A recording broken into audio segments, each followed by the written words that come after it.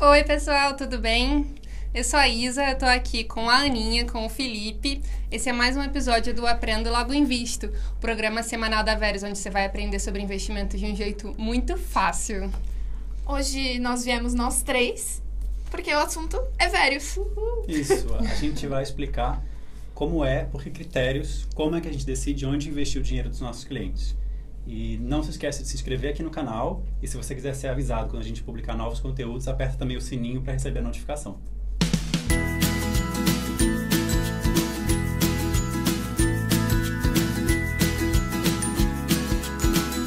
Bom, quando você vai lá investir com a Veros, o que você faz? Você entra no nosso site, responde algumas perguntinhas, aí os nossos algoritmos trabalham para identificar o seu perfil e assim oferecer uma sugestão, uma recomendação de investimentos que são adequados para você. Não é isso? Isso. E a gente diversifica o dinheiro dos nossos clientes em até 5 classes de ativos. Para cada classe, a gente escolhe um ativo para representar aquela classe. E aí, dependendo do seu perfil de risco, do nível de risco da sua carteira, a gente vai mudando a alocação entre eles. As 5 classes que a gente trabalha são os juros. São 3 tipos de renda fixa. Então, juros pós-fixado, juros pré-fixado e os juros corrigidos pela inflação. Uhum. E na renda variável, a gente trabalha com Bolsa Brasil e Bolsa Americana. Falou um monte de coisa difícil, né, gente? Né? A gente tá acostumado. Às vezes a gente vai falando, vai um monte de financeiro. Vou ajudar a traduzir um pouquinho. Vamos lá. Primeiro, classes de ativos. São tipos de investimentos. Investimentos que vão oscilar de uma forma parecida ao longo do tempo, dependendo de cada estímulo. Então, como estímulo, eu posso ter um presidente novo eleito, eu posso ter uma taxa de juros que foi cortada, uma bomba na Europa. Bom, quando fatos acontecem no mundo real, o mercado financeiro reage de alguma forma. Classes de ativos são os ativos que oscilam de forma parecida. Falei uma palavrinha difícil, né? Ativos. São os veículos para você investir nessas classes. Vou pegar como exemplo uma das classes que a gente usa, os juros pós-fixados. Para investir em juros pós-fixados, eu posso usar o Tesouro Selic, um CDB, um fundo DI. Tudo isso são ativos ou veículos para você usar e investir nas classes. E quando a gente fala em alocação, é quanto que você vai pôr em cada uma dessas classes. Então, 10% nessa ou 12% nessa. E ela muda de acordo com o perfil de risco, porque quanto mais propenso a tomar risco, mais agressivo você for, mais das classes que oscilam mais você pode ter na sua carteira. Então, quanto mais risco sua carteira tem, mais agressivo você é. E quanto menos risco você tem, mais conservador você é. Ótimo, Aninha. Ficou mais claro. Aí sim, a gente ficou sabendo em que a Veros investe. Mas o que eu queria explicar melhor, né, que a gente explicasse, é como que a Veros decide exatamente essas classes de ativos, esses ativos e essas alocações. A gente tira da nossa cabeça, Felipe, e faz assim, 10% em juros pré-fixados. Olha, tem muita gente que faz isso, Luísa, mas não, na Veros não é assim que funciona. A gente até costuma dizer que na Veros a gente não acha nada, porque a gente nunca tenta prever o futuro, a gente calcula tudo, né? E está muito mais ligado ao controle de risco de cada carteira. A tomada de decisão de quanto vai em cada um dos ativos para cada cliente é toda racional, baseada numa estratégia que também não veio da nossa cabeça. Então não é só porque a gente criou uma coisa matemática que agora é matemático. Isso já existe, é a teoria moderna do portfólio, já ganhou até prêmio Nobel de Economia. E a gente também usa uma coisa, parece um pouco cabeludo, esse nome é menos conhecido, que é o modelo Black-Litterman. Mas quem tiver a curiosidade de aprofundar, joga no Google, que, enfim, aí vai cair na matemática pesada da coisa. A Aninha, que é economista, pode ajudar a gente a explicar um pouquinho melhor. Bom, vou falar de forma bem resumida, gente, porque senão vai ficar um pouco complicado. E eu ainda gosto desse tema, então, podia ficar aqui horas falando, tem que cortar. Tem que ser curto. Tá bom, então eu vou falar. Bom, a teoria moderna do portfólio surgiu lá na década de 50 com o Harry Markowitz. Amorzinho, a gente ama ele. E, bom, de forma resumida, o que essa teoria colocou na matemática? Um ditado que já existia no mercado e que todo mundo falava, que é: não coloque todos os ovos na mesma cesta. Bom, quando você vai calcular a rentabilidade de uma carteira de investimento, é só você calcular a média ponderada dessa carteira. Ou seja, se eu tenho 2 ativos na minha carteira, um que rendeu 10, outro que rendeu 0 e 50% em cada um, minha carteira rendeu 5.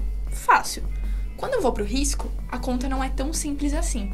Porque eu preciso considerar como que esses ativos oscilam de forma conjunta.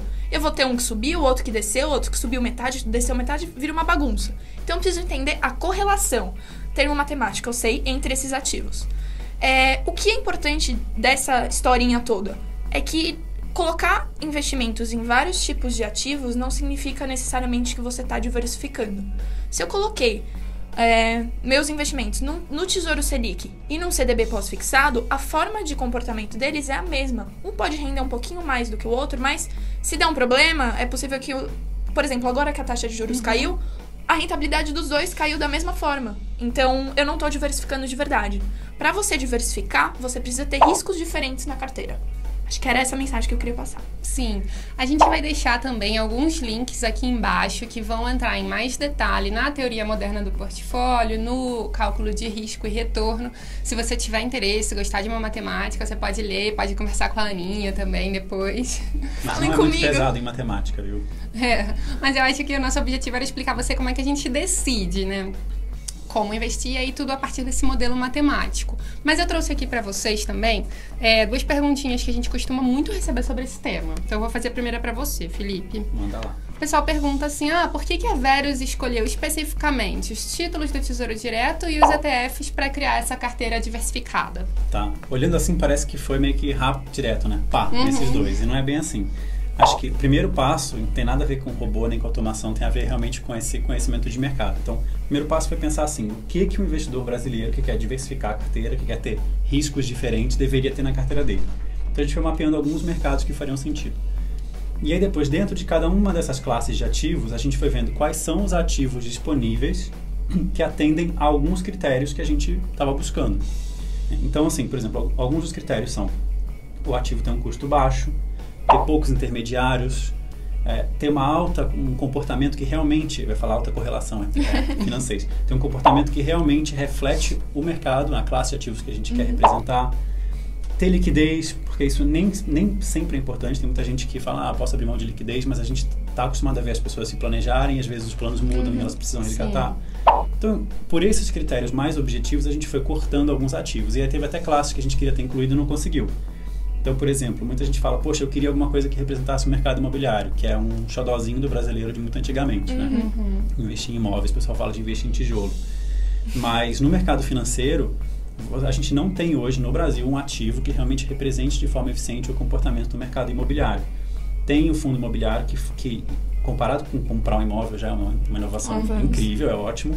Mas o comportamento dele é muito parecido com o comportamento de bolsa de valores, porque o preço ainda é muito dado por oferta e demanda. Então, o próprio modelo matemático fala, isso aqui não é uma diversificação real, ele acaba sendo uma falsa diversificação. Então, complicar por complicar, sem diversificar de verdade, a gente cortou.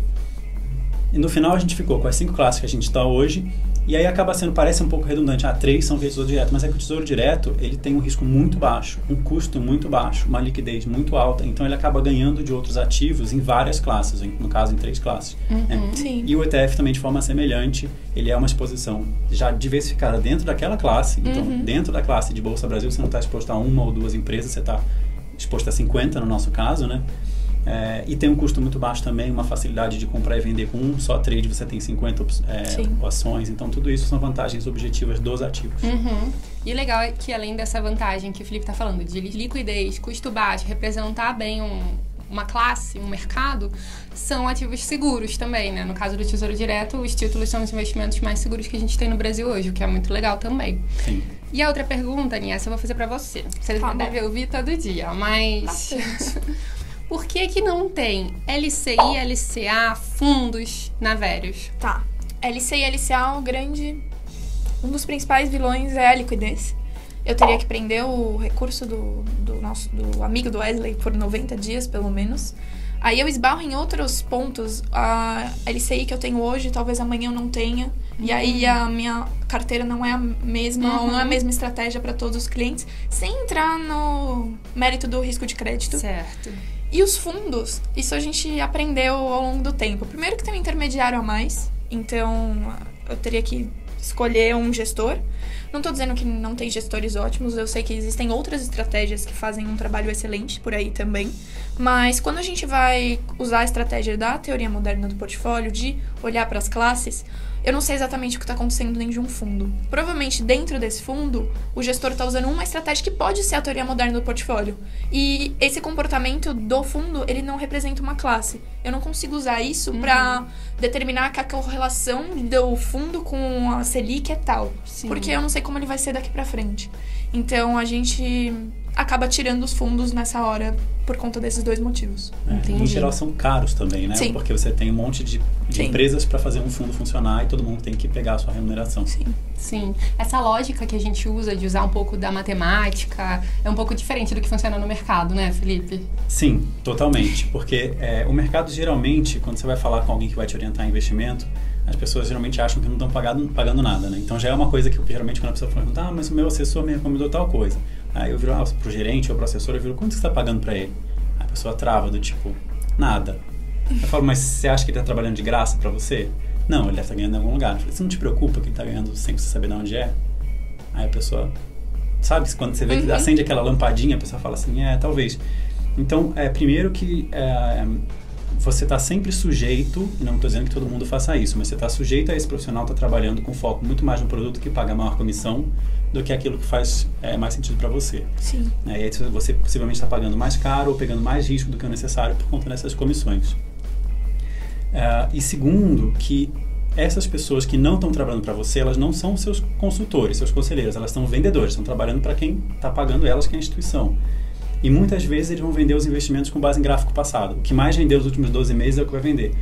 Às vezes nem é por um incentivo errado, mas simplesmente porque é fácil vender, porque te mostra um gráfico bonito de passado, não tem nenhuma garantia que esse passado vai se refletir no futuro. E a gente já viu alguns episódios onde era óbvio que isso não ia acontecer, e mesmo assim as vendas seguiam. Não vou entrar no mérito aqui de detalhe, mas quem quiser perguntar no chat depois a gente conta.